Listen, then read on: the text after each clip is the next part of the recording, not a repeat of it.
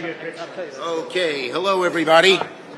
So I'm joined by Senators Durbin, Murray, and Stabenow. Shh. Got a lot of noise down there. Okay, well, as you know, it's been a long and busy 6-week work period. We've been very productive passing legislation, getting it to President Biden's desk. Postal reform, the Emmett Till anti-lynching bill, an omnibus including much-needed support for Ukraine. We continued our record-setting pace of judicial nominations, and we passed USECA again to get to conference. Hey, quiet down there. Thank you. And so much more. And, of course, this week, the crown jewel. We're on track to at least confirming Judge Jackson to the Supreme Court with a bipartisan vote, adding that to the list of accomplishments. So in the last month, when you look back at postal reform and so much else, we've gotten a whole lot done. And you know me, I'm an optimist at heart. I'm hopeful we can try to add a few more legislative accomplishments before we head back to our states. As you know, last night the Senate took the first steps towards confirming the nomination of Judge Ketanji Brown Jackson to the U.S. Supreme Court. And just a few hours ago, I filed cloture on Judge Jackson's nomination. So the stage is set. People can delay in terms of time, but they can't delay the vote. And we know the vote is going to pass with bipartisan support. So the stage is set for the Senate to limit debate on Jackson's nomination by Thursday. A final confirmation vote will follow.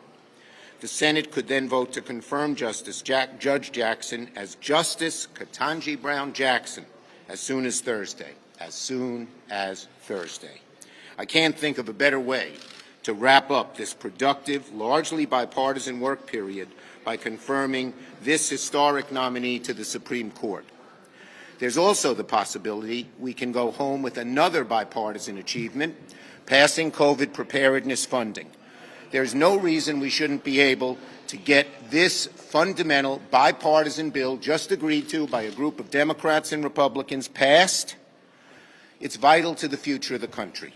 They say an ounce of prevention is worth a pound of cure. This bipartisan COVID preparedness bill will do both. $5 billion for therapeutics, desperately needed, and they're so good. You can take a test. If you test positive for COVID and take the therapeutic, the damage to your system is minimal. We need these drugs. We also need vaccines. We also need testing and other public health programs. $10 billion isn't enough, but we compromised with our Republican friends to get something done in a bipartisan way. It's essential to get back to normal. All those on the other side who said, let's get back to normal, should all be voting for this bill. Because if, God forbid, another variant comes and we're not prepared, we will not be getting back to normal.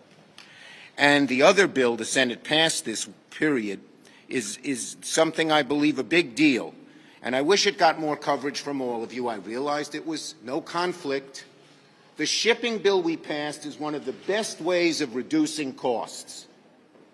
And I hope you'll let the American people know about that.